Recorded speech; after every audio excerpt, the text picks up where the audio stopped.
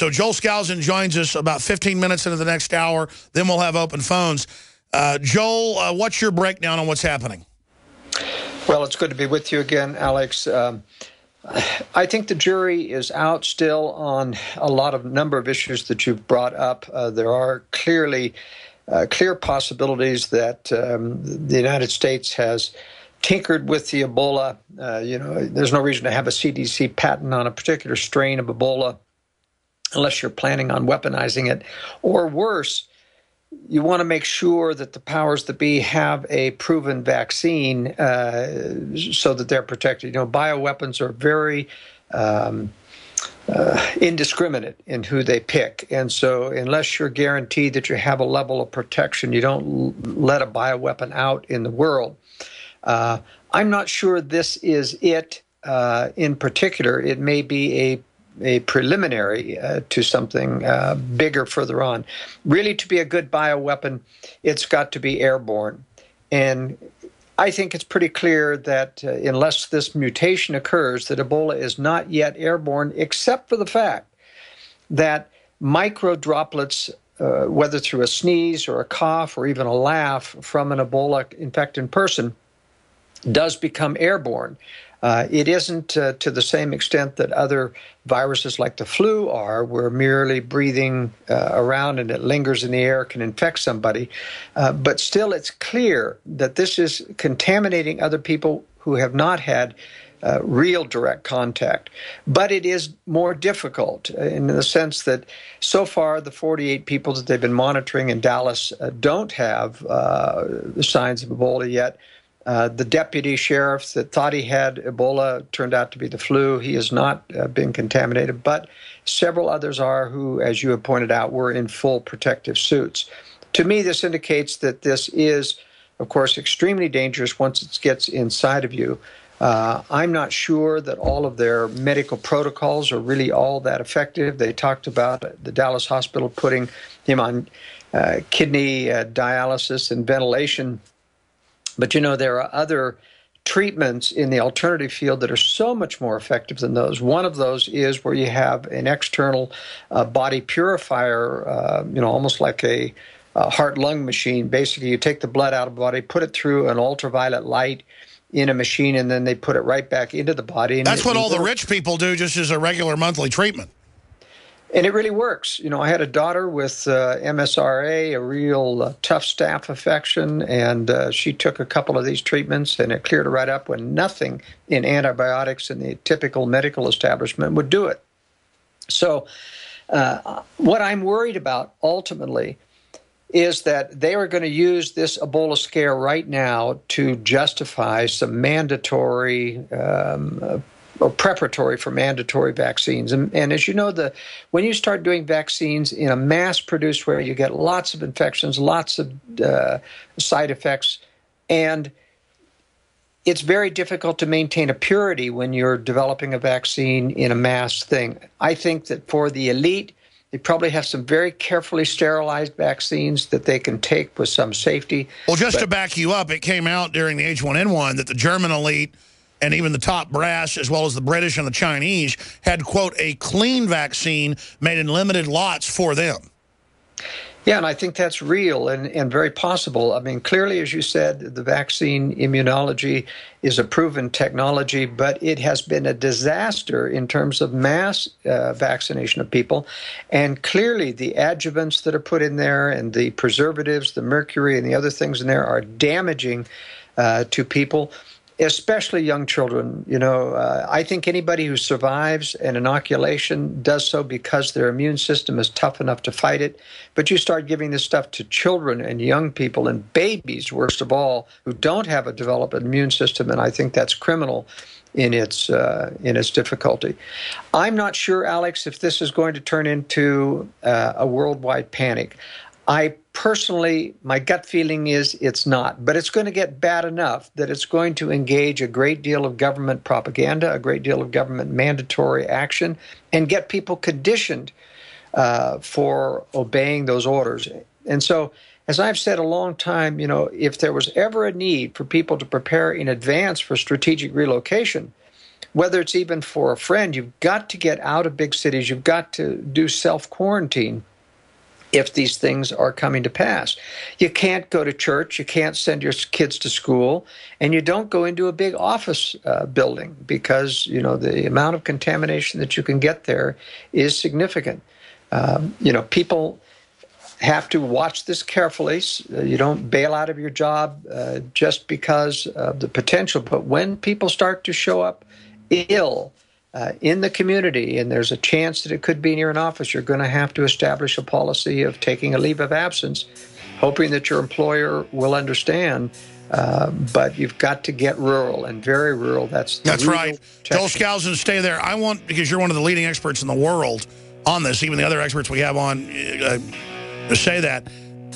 And, of course, you have your Marine Corps training and the rest of it. I want to get your view on how this collapse would work, what a real airborne Ebola outbreak would look like, and the type of disruption it would cause. Stay with us. Joel, I forgot to ask one question before we get into what a real mutated Ebola, let's just say it happens naturally, would look like, and how the powers that be would try to respond to that. We know they've been testing it for 30 years, manipulating it, trying to create cures for themselves. We know a lot of cures get warehoused. We know that they create a lot of secret vaccines for themselves. Again, that was in the news 5-6 years ago with the H1N1, that the headline, if you type it into Google, was something like, you know, German elite or top government officials in Germany have clean vaccine, and that they have their own little special vaccine. So we know that goes on. But why would the CDC bring people in that have Ebola for the first time ever and then put them in regular hospitals? Why would they send this guy's kids to school for a few days? Why would they not clean out the ambulance? Why would they not follow the containment that is already federal law and federal policy? Why would they ignore the default? Well, it's a tough question. I do think there's a great deal of inertia in the medical establishment. Everybody thinks they have protocols at Dallas for these types of things. They aren't as strict as the CDC protocols or at Emory Hospital, for example, one of the top in the nation. But a lot of these things happen, and people are scrambling. I mean, for example, the first hospital that Duncan showed up at, and his symptoms weren't high enough. You know, I think Duncan came into the country absolutely knowing he had Ebola. He quit his job without telling anybody he was leaving. That indicated that there was some ulterior motive there in getting to the United States. I think he checks himself into the hospital there, and his symptoms weren't developed enough to get a conclusive diagnosis, even though he was eager to tell them that I'd come from Liberia. Should have been a warning signal. But I think we're dealing with people who haven't got into this. They've been given some general instructions if there's a pandemic, but when it comes right down to it and you're facing with something, there's a little bit of denial. People aren't up to speed. It takes one of these big mistakes in order to get people on notice. So it's more of the learned helplessness that the system has engineered into Americans to be totally unself-sufficient, totally spectator-based, that people are just blindsided? And totally dependent and trusting on the medical establishment. That is the biggest mistake people can make, is to trust the medical establishment that they know what they're doing. They have a built-in hostility towards natural cures, and while I'm the first to admit that these things are really tough bugs, and that I'm not saying that a natural cure, once you get fully developed Ebola, is going to save you, but it certainly will help make your immune system stronger if you prepare. And there's lots of information on the internet. Here's an issue that we need to really discuss, though, Alex. It's about the mutated forms that happen. It's very difficult to experimentally change Ebola into something that's bioweaponized, except by introducing it to massive populations and letting each of those unique immune systems deal with the virus and wait till the virus mutates itself.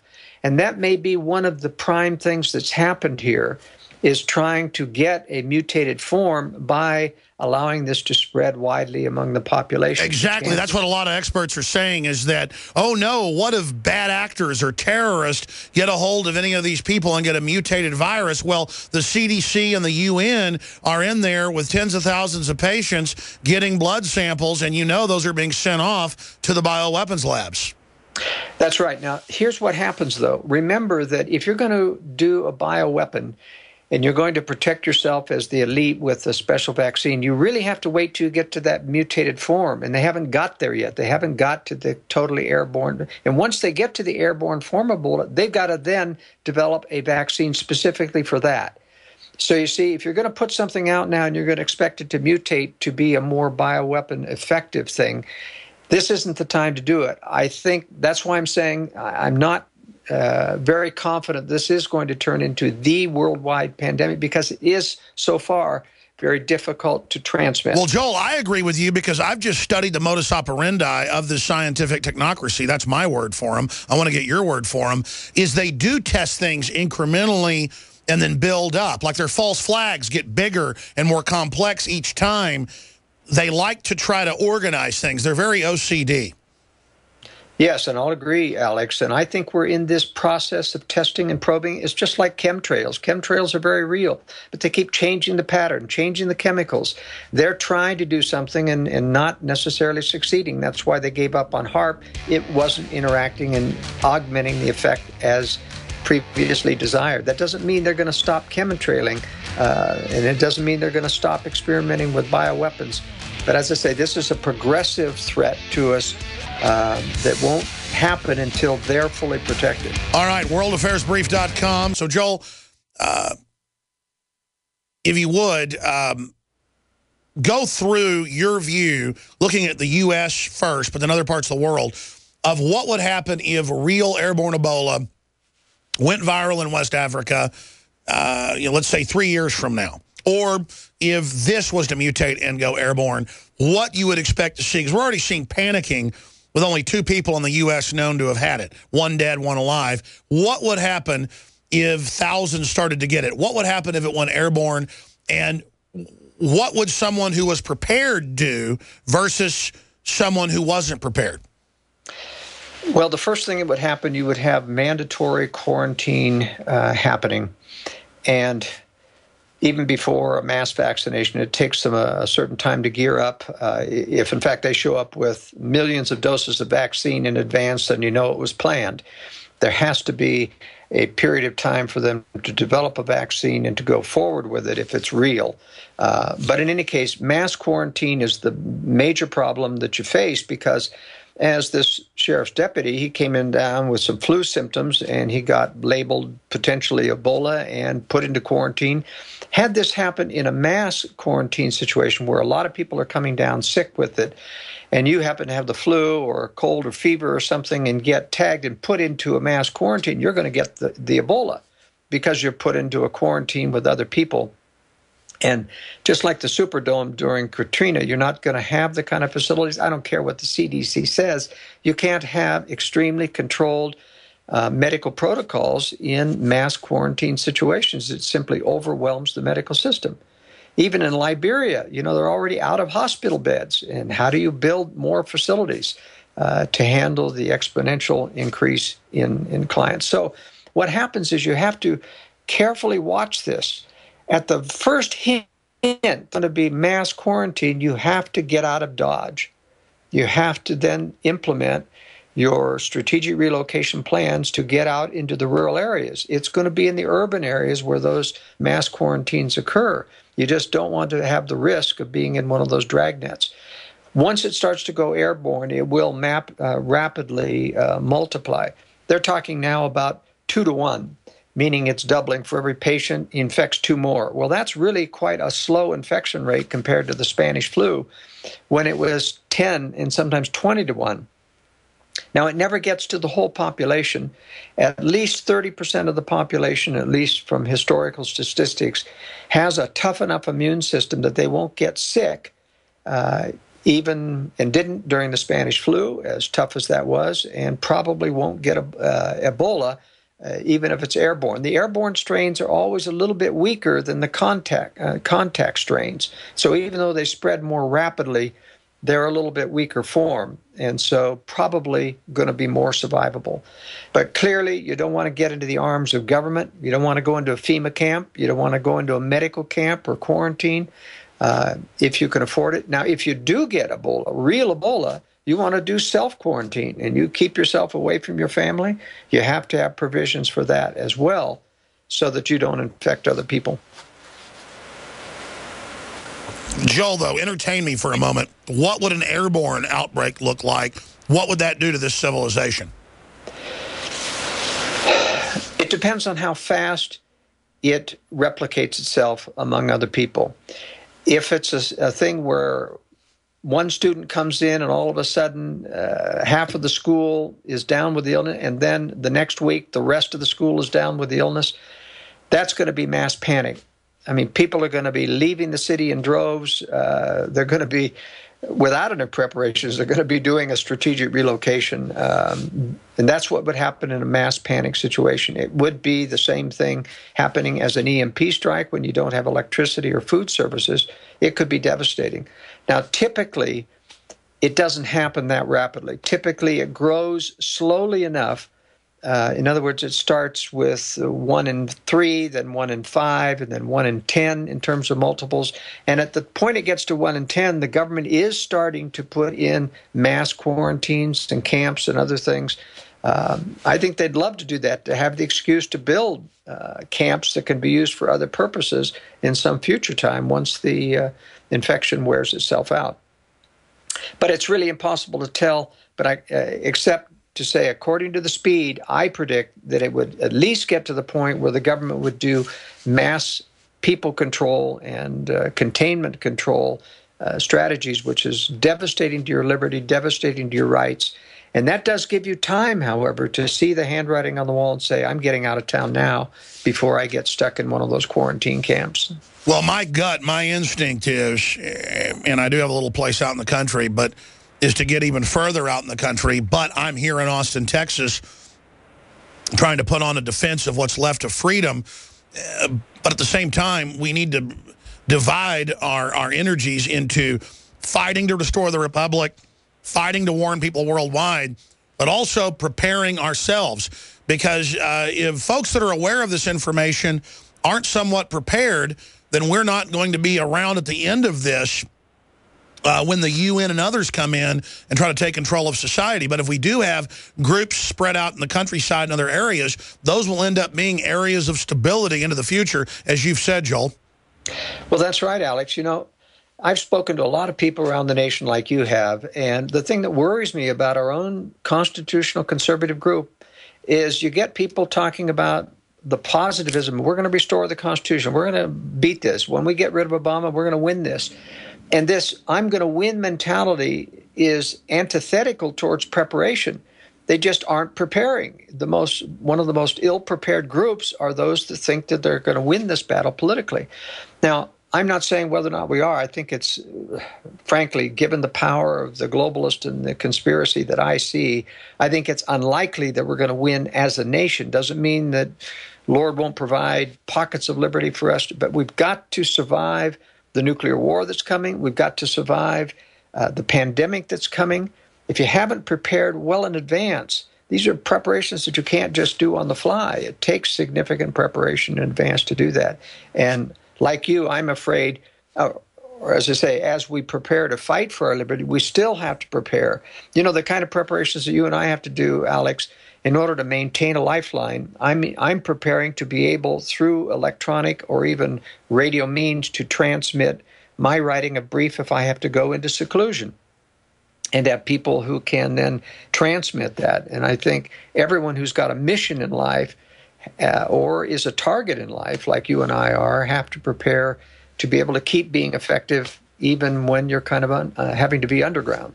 I want to shift gears before we look at geopolitical issues into further afield, not just the global crime syndicate, the globalists, the Anglo-American system, but the Russian power bloc, the Chinese power bloc, and some of the other sub-crime syndicates out there. Or you look at 1.3 billion Chinese, that's a giant laboratory right there of different mutations. We could see something naturally, obviously, mutate, and I don't know how the establishment would deal with that, but who else is out there that you're worried about? Who else might want to create some type of bioweapon? Well, I really think there are only three major predator centers. There's the Anglo-American globalists, there's Russia and there's China, and they are, Russia and China are temporarily aligned in order to take down the West, and then they intend to tackle each other. They all have very active bioweapon programs. None of them seem to be experimenting on their own people, however. This seems to be only endemic to the unprincipled Anglo-American globalists. And, of course, they pick on the Filipinos, as they did with that abortifacient doped vaccine that they gave women in the Philippines. They pick on the Africans. They feel those are dispensable. And so I think that's still preliminary. The fact that they are picking on these, what they consider dispensable low-life populations, indicates that they aren't yet ready to attack, at least pandemic-wise, the major ones. But I really don't see any other predator forms out there. I don't think, in fact, even the mafia, these small criminal elements, most of those have some ties to governments that keep them in power. Sure, that's what Brzezinski's written a bunch of books on, that they really allow the big syndicates to operate and then launder their money through the big banks. That's even come out in Bloomberg. Hundreds of billions a year being laundered through Bank of America, Wells Fargo, and the like. Let me bring up this issue. How do you describe the most dominant power group, the Anglo-Americans? How do you describe their mindset, their vision, from their writings, from your uncle's writings, Cleon Skousen, from your deep research? Because if you're a new listener, Joel Skousen is extremely well-read. I am extremely well-read, and I learn stuff from him all the time. So he really does know what he's talking about with a lot of gravitas. So I want to get your view. From my research, at the top, they really are a scientific, eugenics-based cult, believing that they're going to become God and merge with the machines and colonize space, and that through this transcendence to this super sapien, that the rest of us are profane and must be destroyed and die. So it's almost like a counterfeit of what God does, saying he'll test us all on the planet and get his elect. Well, they're saying we'll do it right here, right now. And that's really who they are and what they're setting up. And I wanted to ask you, how many people do you think they've recruited into their cult? Because it's well known that David Rockefeller and others personally would go around to get the people with the highest test scores in college and recruit them into their organizations. My dad had some of the highest test scores across the board in Texas, and they tried to recruit him. It wasn't David Rockefeller, but it was the head of the botany department. And that's why my dad would read John Birch Society stuff and knew how accurate it was because he was politically active, conservative, top of his class, and so they tried to recruit him, and he was a junior in high school. We're point blank with him about some of the larger ideas, and you're going to be part of the scientific elite, and eugenics is bad with Hitler, but ours is a good eugenics. I mean, the fact that even my dad was attempted to be brought into this, it must just be massive. How many people are part of the conspiracy, and what is it? Who are they? Well, the brain trust that they bring in, they always keep at lower levels. I don't know anybody in ever the scientific community within these that ever gets higher than second level. And the second level, I mean people like Henry Kissinger, Brzezinski, Brent Scowcroft, Sandy Berger, Strobe Talbot, those national security advisors who manage and run presidents and call the shots. Henry Kissinger may well have moved into, top areas like top echelons like David Rockefeller. But clearly, I don't see them at the highest level as running this on a scientific basis, trying to manage the world themselves. Everything that the globalists tend to do is counter to anything that the most wealthy elite would normally do. What? Bring a nuclear strike against your own nation, destroying the very power base of your money. No one in their right mind who has solely the motivation to power, greed, wine, women, song, and numerous locations around the world to vacation would do that to themselves. I think these people, the only thing that really explains their motive is, as you said, they are trying to escape the judgments of God. They've made a pact with Satan, and I think that it's revelatory from dark spiritual forces to these higher elite, probably less than 100 at the most that understand that satanic connection. But, this has a generational effect. It's been going on for centuries, as you know, Alex, and there's no man who can project 200 years in advance a plan so diabolical as the globalists have done and expect it to be followed through. The mafia can't handle something through 2 generations, let alone 3. Not speaking of, 2 centuries. And so it has to be revelatory. It has to be guided. And, I think that there is not only the motivation of immunity that's given to people, and certainly Bill Clinton acted in the presidency as if he had total immunity, and so does Barack Obama, for that matter. So that's how I think the thing operates. It operates on a satanic revelatory basis, promising them that if you help me become the God of this world, I'll protect you not only in this earth from immunity, but in the life to come from the judgments of God. And that's, of course, the Faustian story. Yeah. And at Bohemian Grove, the entire ritual that I caught on video, also Skull and Bones, has been caught. It's all about escaping judgment. And when I was standing with over 1,000 wealthy men, movie stars, bank heads, former vice presidents, you name it, were there, they were more religiously in rapture than anything I've ever seen go into a Baptist church as a kid. I mean, they really believed they were being given atonement and shielding from what they'd done on this earth. And they say that. The high priest, that was Walter Cronkite at the time, he's now dead, literally says this. The whole ritual's on video, folks, in my film Dark Secrets Inside Bohemian Grove. It's been on HBO. It's been on Trio Channel. It's been on Sundance Film Channel. I mean, this is real. And for somebody like me, I was kind of giggling a little bit, and they looked at me like they wanted to kill me. They were so serious, Joel. Well, that's incredible. I think you did the world a great service by infiltrating the Bohemian Grove. We'll be forever grateful. But I think it's important to realize that very few people could handle that kind of knowledge that this is satanic in its orientation. People who get very heavy, very corrupted, and higher up, they'll do anything to maintain their position. They also know that people get eliminated when they get cold feet and they start to talk.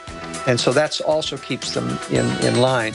But most people are brought in, just like the scientific community, to do mind control experiments. They're told there's some beneficial aspect. Oh, yeah. End justifies the means. Stay there. Joel Skousen, worldaffairsbrief.com. Joel, getting back into the spiritual nature of this, I grew up in the richest county in Texas outside Dallas. It was richest county in Texas at the time, Rockwall. And I ended up knowing some of the kids of billionaires, real billionaires who didn't show it off a bunch. And if you scratched them, you found serious occultism. And I don't mean Eastern stuff or New Age, front door stuff. I mean Luciferianism. And I ran into that quite a bit. And I don't run into that a lot in Austin. It's more New Agey. But when you talk about Skull and Bones, Bohemian Grove, when you talk about world leaders in rapture doing mock human sacrifices and believing that it atones them and that some goddess that they're praying to is going to remove their sins and protect them from what they've done, and they put it on the body of this child that they're killing and burning, just like they did in Leviticus. They say, give not your children to the fires of Moloch. They really are at the bottom of the rabbit hole. It really is a satanic conspiracy. A few minutes on that and your research into it. Well, there is some of that is attributed just to satanic inspiration that talks to people's minds, that drives them to suicide and dark thoughts and other weird type of things. But at the higher levels, the Faustian pact really is real. I mean, Satan does reveal himself to certain people who are susceptible, who leave them. I mean, this doesn't happen to anybody who's just trying to do the right thing. You've got to actually be actively seeking power. You've got to be seeking to get ahead in the world. In my opinion, you take several of these, and there's been several books written on this about the New Age cults and relationship to the rock stars and who became rock stars and the dark agenda behind it. And there seems to be a revelatory agenda there that, if you tie into my system, I will make you famous. I'll drive into your mind, melodies that will become popular, that will make you a star, and it happens.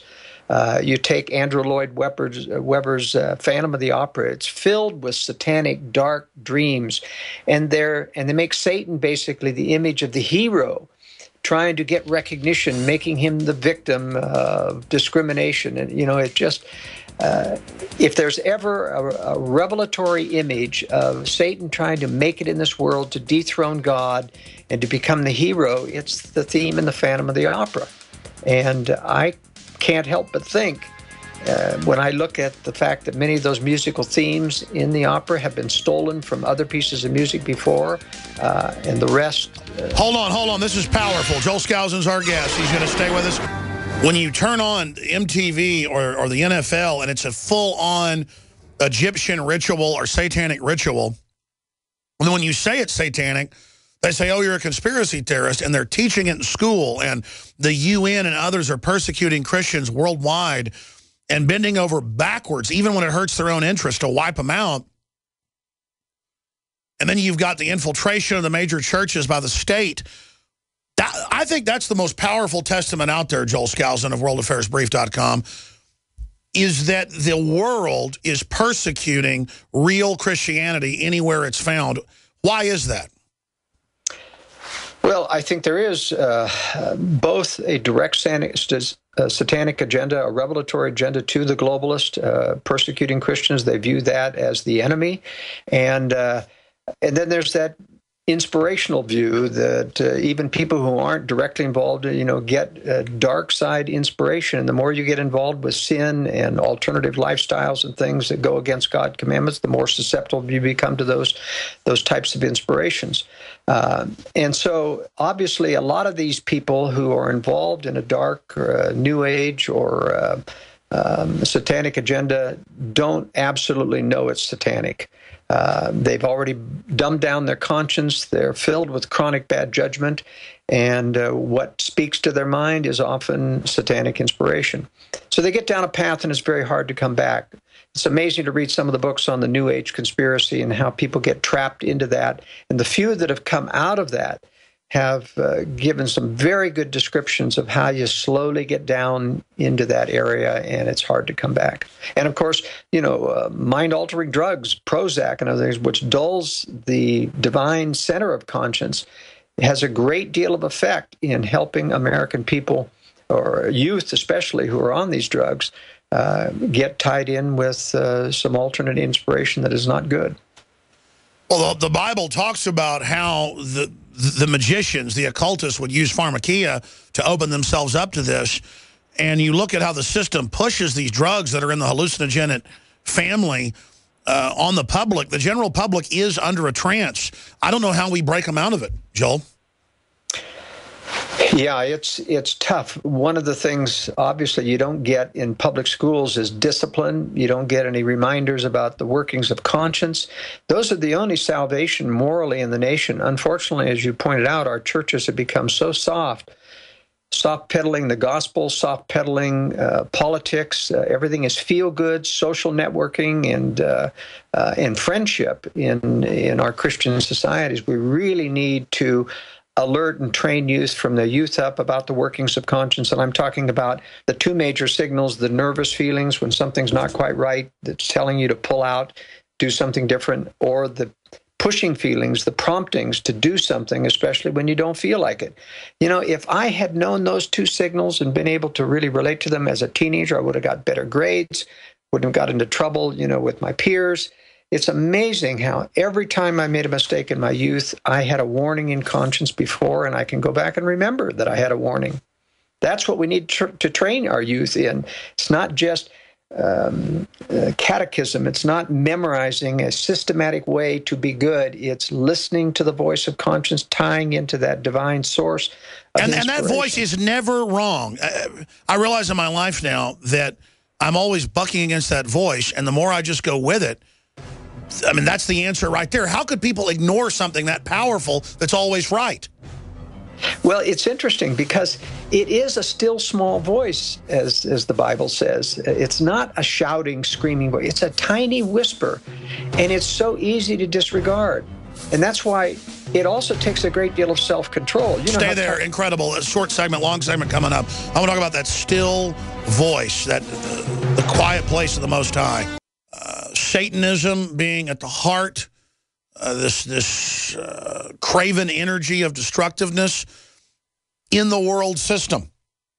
Why have so many elites done things that are self-destructive in the end? Well, even if you don't believe in a physical God or a physical devil, the elite does. And so through humans' capacity to build things and to manifest things, it's real whether you believe it's real or not, because it's going on in the world. And I cannot tell you in my deep research over 20-plus years, 20 years on air, or like 25 years of research, that at the bottom of the rabbit hole, every time, you could call it a they live conspiracy, whatever, the elites believe that they are channeling off-world intelligences. And it fits the entity we read about in the Bible. And quite frankly, it pops up in a lot of other cultures as well. But most of those cultures end up following it, and it always says, build a pyramid and throw kids into a fiery pit. I mean, what is that, some genetic anomaly that whether it was Druids or whether it was Aztecs or other Mesoamericans in the Mayan culture or whether it was ancient Chinese culture, they find human sacrifices, or they find human sacrifice all over Africa? What is going on here? What is manifesting? But notice the world doesn't want you to discuss that. And, you know, Joel is a former Marine Corps officer, fighter pilot, Vietnam, best-selling author. He's a very conservative guy in his own right. But he's saying at the bottom of the rabbit hole is this satanic conspiracy. And the atheists get so mad when you raise that. Well, listen, I'm sorry, as an anthropologist, if I was an anthropologist or a sociologist, there aren't really any atheist leaders. It turns out Lenin was incredibly superstitious and into astrology and the occult. Stalin was. Hitler was obsessed with it and believed he was conjuring Norse gods to give him power. I mean, that's in the mainline literature. They were doing human sacrifice at the SS Castle. I mean, just bizarre stuff. Look at the black uniforms, the death, every culture ends up doing this. And Joel, I want you to spend some time, because we never really do this, on what is at the bottom of the rabbit hole and how we pull the curtain back. Because do you get my point that even if somebody doesn't believe in this, as sociologists or anthropologists, we can research the fact that elites are obsessed with dark gods that demand blood and that destroy civilizations. Why is that? Well, it goes back to kind of the poison that Satan puts out upon the earth to protect himself. Just as if we find in the media, you are not allowed to bring up the subject of conspiracy, even nominally conservative organizations like Fox News, O'Reilly, Hannity, will come out and crucify you if you mention conspiracy, or they even hint you're heading in that direction, which to me shows that they're on the other side. They're not just rhino Republicans. They're actually on the other side masquerading as conservatives. But in the same sense, you look at the psychological profession. Psychiatrists cannot possibly help you in any great degree with mental problems because they are taught to deny the two most primal things that have to do with errant mental behavior. They deny discussion of your interaction with conscience. They'll never ask you, you know, what kind of signals you get for conscience, how you're interacting with it. They don't believe in conscience. They don't believe in divine inspiration or even satanic inspiration. And also, they don't believe in the innateness of the soul. And what I mean by that is that we each come to earth with innate proclivities built in, hardwired, not genetically, not biologically. It's a spiritual thing. It comes from the spirit that comes from before we live. My mother had 10 children. Every one of us children had a different spirit, same parents, same environment, same biology, same DNA, completely different children. That's innateness.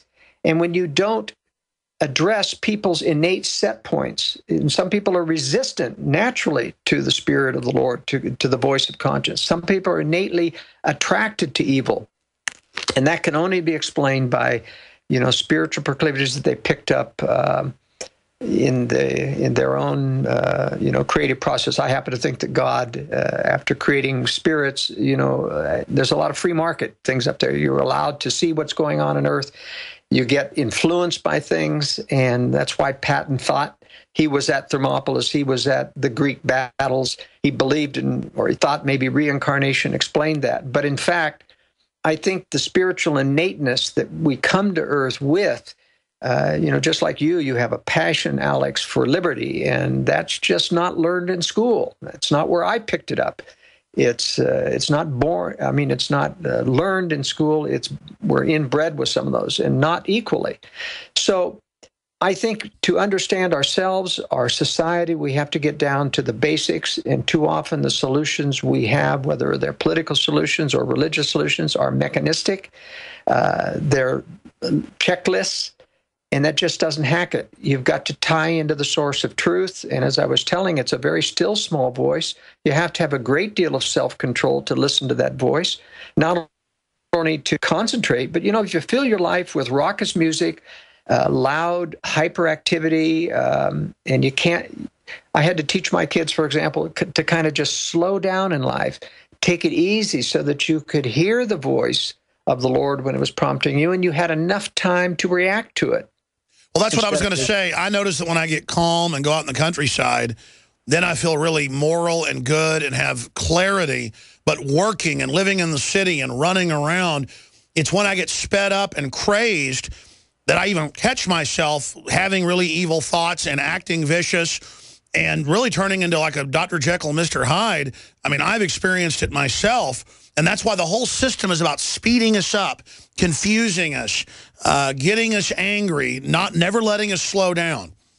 And that's what rock music is all about. I don't care if it's got great melodies or a great beat. The point is, it's too hyper. It's too all-consuming. And it literally drives away any ability to perceive the Spirit of God in your life. And I'm not talking about religious things. 99% of all that I get from God daily is about my temporal life, about this is right, this is wrong, or when I'm going through, I get hundreds of emails a day from various sources around the world, and I have to sift through that. I can sense when I'm reading a story, that's not quite right. Yeah, that's right. Or this needs more research. Check that out. You just get help. You feel that, I'm sure, as you go through the news. That's the Lord helping us determine truth and evil. And when you cut out that voice, when you tell that voice, I don't want to hear that voice about weight control. I don't want to hear it about exercise. I don't want to hear that about discipline to my children. We basically telling the Lord to get lost, and there's a penalty to be paid for that. I think he penalizes us in terms of the amount of truth that we get when we continue to tell him to get lost. Wow, it's so incredibly huge. I guess the 60s terms would be heavy. But I was downtown this week looking at the big buildings, looking at the people, looking at helicopters flying around, and then a drone flew by. The drones are just all over the place now in Austin, a little toy drone, smaller drone. And it was the fantasticness of consciousness and being alive on this planet. And then you see full-grown men only caring about Sports Center or only caring about, partying. And I'm not on some high horse myself either. It's just that you really see how the whole world, the manufactured world, is meant to blind us from the real world going around in front of us that's so fantastical that if we ever just slow down for a minute, it's awe-inspiring that we're alive and conscious in the middle of all this. Of course we're spiritual. Of course there's something much bigger. And the whole system is telling us, no, there is nothing bigger. Because it doesn't want us to question and say there could be a conspiracy, or question and say there could be more. We're being told, no, only what the world gives you. That's all that's real. But, I get a chance, fortunately, to get away from the computer 2 or 3 times a day when I go out in the country and fly around the country to analyze people's property and help them in strategic relocation. And it's amazing how refreshing that is.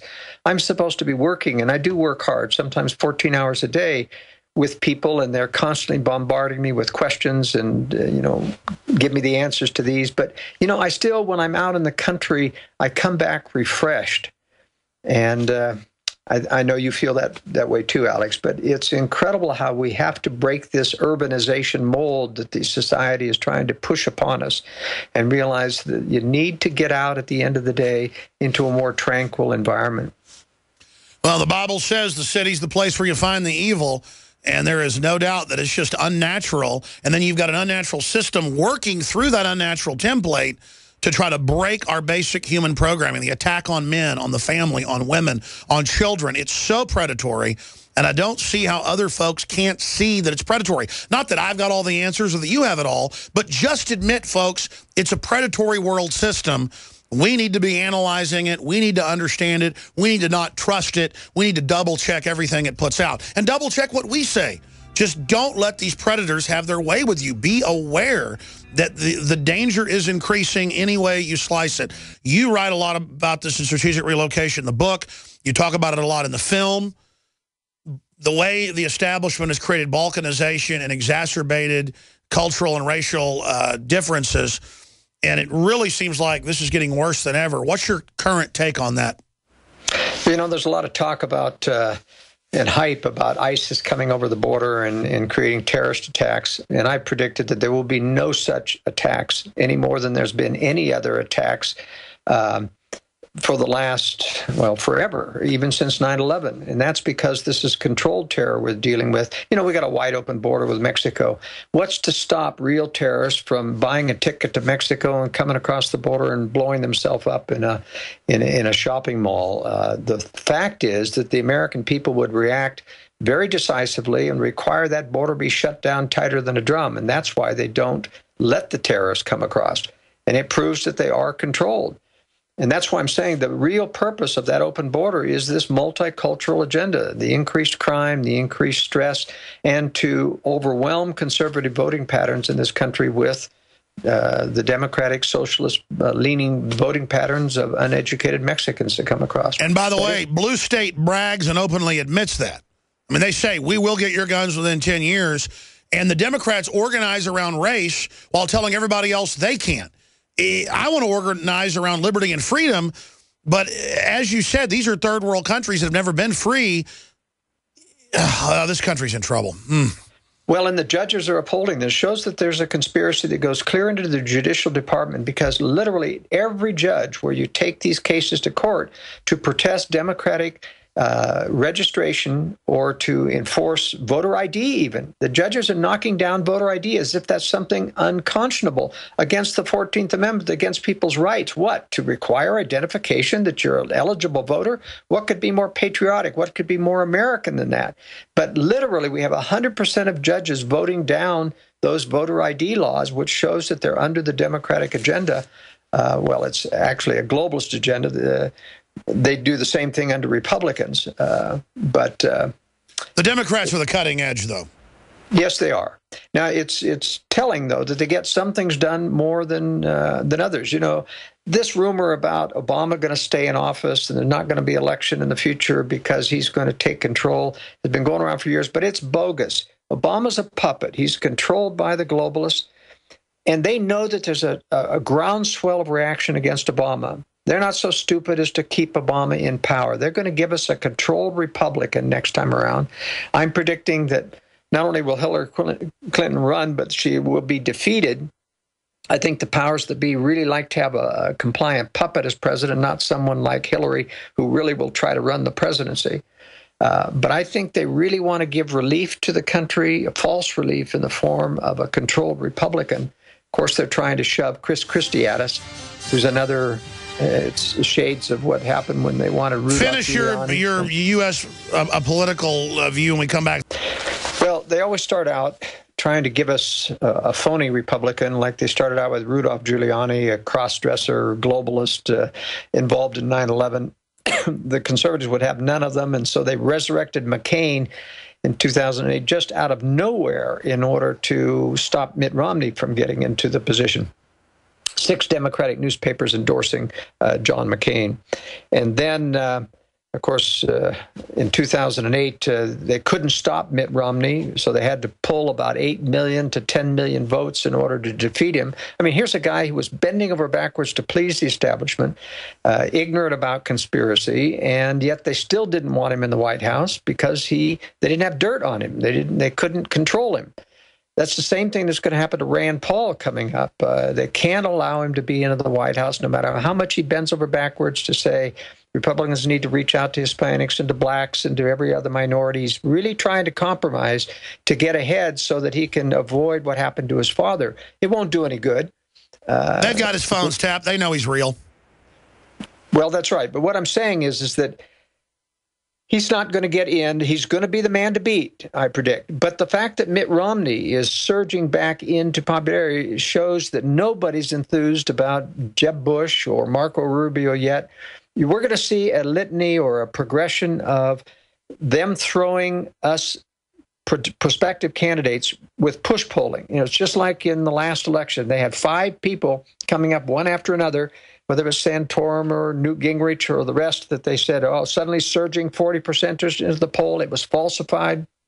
When they would collapse in the next primary, they'd surge another person like Herman Cain. He would collapse. They'd surge Santorum again. We're going to see that same thing again. They'll keep trying candidates until they find somebody that will stick with the community to beat Hillary Clinton. What would they do if a Rand Paul really got in? Well, boy, I tell you, that would be tough. I don't think that's even a possibility just because they control votes at the national level now. State votes are counted at the national level, and they can simply eliminate as many millions of votes as they want electronically. That's right. VNS has been merged into another shadowy group, all secretive. They do compile them all at the federal level. And nobody can trace it. But I think if you had somebody like Rand Paul, who's very strong-minded, who is trying to compromise, but he would be a pretty strong libertarian president once he's in, they'd have to assassinate him probably to control him because otherwise it's quite difficult. Yeah, I've known Rand Paul since 1996. He is for real. He is compromising on a lot of fronts, but he's pro-Second Amendment, pro-sovereignty. He's done a lot of good things. What do you think of the Texas Senator, Ted Cruz? Well, Ted Cruz has said a lot of things. His wife is tied to, some of the big banks. Goldman Sachs. Goldman Sachs. I don't think he has enough gravitas. He's certainly not savvy enough about the conspiracy to really do us some damage or do some damage to them. But he is a force to be contended with. Mike Lee is also a lightweight. His father, Rex Lee, the Solicitor General, was a pretty good compromiser, pretty bad compromiser in terms of not sustaining the Constitution when he was Solicitor General. Sure, but he was good at compromising, which is bad. I get your point. Yeah. I think we focus so much on presidential runs, though. What about taking back counties and cities? That's where I've seen where we can have a real effect. Look at Agenda 21. Just by people realizing there's a conspiracy, it's turned a lot of it back. Yeah, I'm in complete agreement. I really don't think they're going to let us control the national election ever again, nor congressional elections except by a fluke here and there. But it's at the local level, both local legislators and county commissioners, where we can sustain constitutional sheriffs. That's another area that we really need to make sure we get principled sheriffs into office there. They're the last line of defense towards protecting our free rights. And you and I are going to need those someday when the SWAT teams show up at our doors. We need friends to be able to call a sheriff to say, back off, feds. You don't have jurisdiction here. Well, we're seeing that more and more, even in big cities in Texas, where the county sheriffs and judges are saying we're not going to go along with the gun confiscation and have ordered the sheriff's department to resist it. That's not radical. That's default position that would stop all this. I want to go to calls. One final point. In my gut, or my spirit, I feel like if we educated enough people about the true nature of the conspiracy, which is so public now, where, Warren Buffett and Ted Turner and Bill Gates all get caught meeting secretly to discuss life extension technology and world population reduction. ABC News, London Guardian 5 years ago. A few months ago, Peter Thiel, the billionaire Bilderberger, says, I want to live forever. There it is, Peter Thiel, the billionaire tech entrepreneur on a mission to cheat death. When you get to the bottom of the rabbit hole, They all believe they're going to transcend humanity, that it's about to happen. They're going to accept a robot computer takeover. I mean, I say this fiction-based, but it's like aliens from the fourth dimension are speaking to these people, convincing them to build a technological kill grid that will reduce the world population, and they're telling them they're going to get eternal life out of it. That sounds like a science fiction plot from a horror movie or something.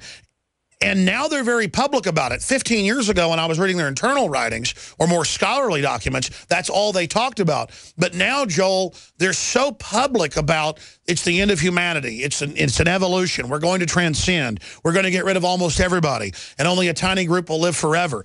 And you've now got kind of the scientific elite for the first time embracing, through revelation of the method, the externalization of the hierarchy, and actually saying, we want to join you and live forever. So I'm seeing a decompartmentalization from the top level into the mid-level and into pop culture, even if it's at a subconscious level. Why do you think they're being so public now about their master plan? Well, I think they're confident now. I mean, the mere fact that they've kept up on the CFR website the speech by James Jones admitting to conspiracy, admitting that he gets daily marching orders as the national security advisor from Henry Kissinger and Associates. They keep it right up on the website. It's still there. He said, I get my daily marching orders from the CFR and Henry Kissinger. That's right. Passed down through Brent Scowcroft and Sandy Berger, his associates. I mean, right there in public, and they haven't removed it. And of course, no media ever made an issue of that. No media talked about it, but the conspiracy is very confident that they can beat us now. And so what we've really got to do is, you are absolutely right. The only way to save this nation is not through restoring the Constitution. And I'll tell you why. I'm a constitutionalist, so was my Uncle Cleon Skousen. But look, the lawyers themselves say, hey, I don't care if you restore the Constitution. We know how to interpret that. You can't restore it's already there. They just simply disregard it. They won't defend it. They've had a revolution against us. That's right. And so only preaching and giving credible evidence about conspiracy. And thank God we've got so much evidence in 9/11 to actually button down the case. That's why that's the big no-no. Never say that they could be bad. Never say investigate them. Never explain their master plan. They want to bring out their master plan in their words and sell it. They don't want us beating them to the pass. That's right. And so we are reaching a lot of people. You're reaching a tremendous amount of people, Alex. And I'll tell you, I have people almost every day call up and say, I saw you on a video with Alex Jones. I mean, that video has had so much play around the world. It's incredible, Alex. And we'll have to do another one sometime. We need to do it. We need to do it, Joel. I really enjoyed being in studio with your great staff. Well, you're awesome. We love having you here and going out to dinner as well. Another question, because we got to go to calls. I've been hogging the time, is why do they let us live and operate? I mean, your plane crashed and you survived, a miracle that even mainstream news said. You probably don't think that was a setup. Might have been. I've had them openly threaten me and openly attack me physically before. But I mean, I think God is in control, and I think that's the reason we're still alive, Joel. Yeah, we're losing most of the battles. The powers, I mean, we're gaining some, but the powers that be are corrupting more. But I think even though God can't overwhelm a nation that perhaps deserves some tribulation to come, at least he can protect those of us who are trying to fight for liberty, and I feel the protection of the Lord. Yeah, that's it. And I don't feel like I deserve it. It's very humbling.